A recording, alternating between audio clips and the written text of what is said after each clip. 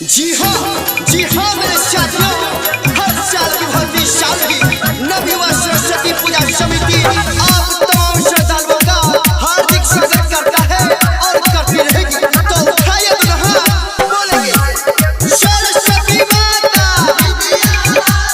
सरस्वती माता, साल में एक बार आती है, डीजे विकास साल में एक बार आती है।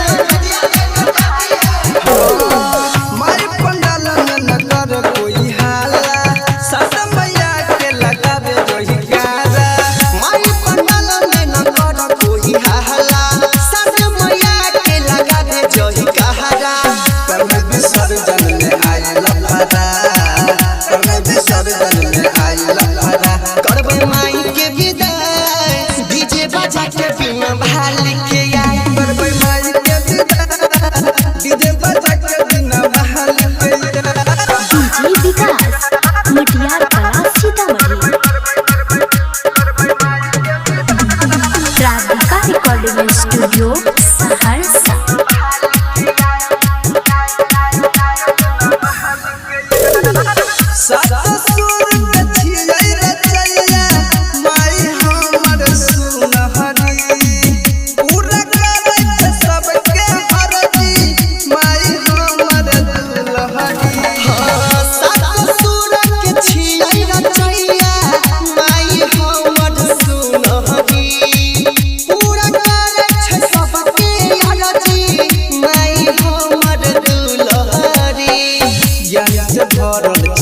दरबार ज्ञानी से भरल छे मके दरबार, करबै माई के विदा डीजे बजा के बिन भाली के आई, करबै माई के विदा डीजे बजा के बिन भाली के डीजे विकास मटियार कला